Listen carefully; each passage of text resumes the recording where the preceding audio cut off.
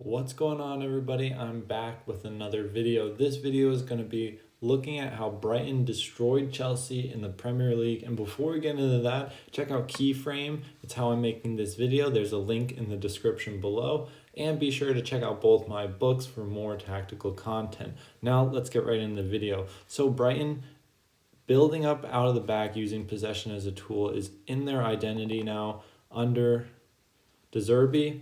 And it's how they're going to look to play. And there's a few key aspects that we'll look at.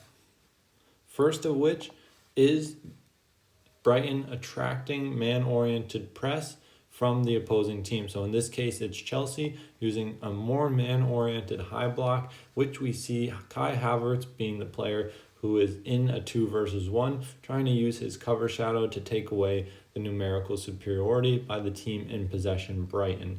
So now to counter this, De Zerbi's team looks to use very narrow holding midfielders as a double pivot.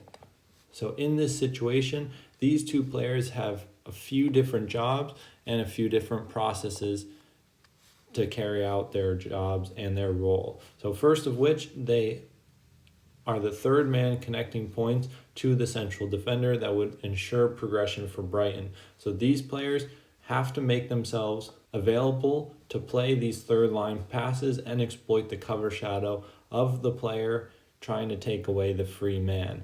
Now, not only this, they have to be conscious of what's behind them, as we'll see, and create further passing options further up the field, which we'll see in just a minute. So now another build-up shape with Brighton using very narrow central defenders, which is pretty standard for them, and using a narrow right fullback, allowing Solly March to be isolated and a bit wider. Now their two holding midfielders look to play a little bit more expansive between the two of them, which opens up third line passes into more advanced area straight from the goalkeeper.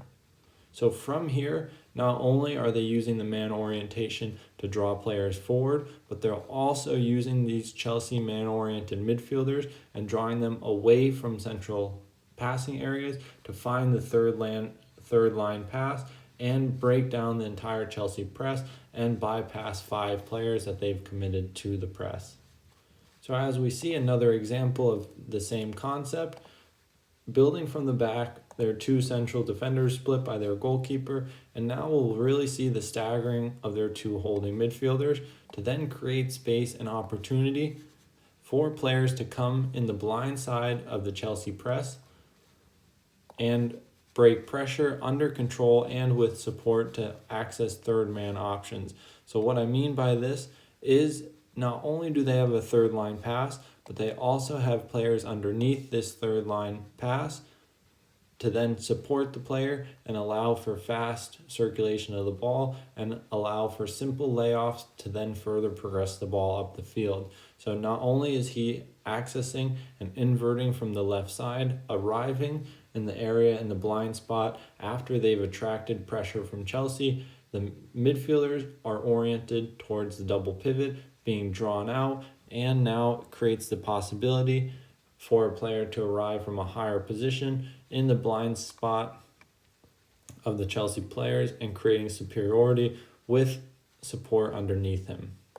Now for our last image, the same type of situation, but now in the midfield third. So we have our staggering from our 2 holding midfielders again, now using the half space and manipulating the Chelsea players, creating diagonal passing options not only between the central defenders, but now further up the field. So when this opens up, they can find these third line passes, and now they're supported by the 2 holding midfielders, the right fullback coming narrow, and Adam Lallana creating space for the forward to drop into and not be tracked by defenders because of how deep he drops in the blind side of the 2 holding midfielders. So not only do we find a third line pass, but now again we have a lot of support in the center of the field for third line passes, or we have players we can isolate out into wide areas to try and create qualitative superiority.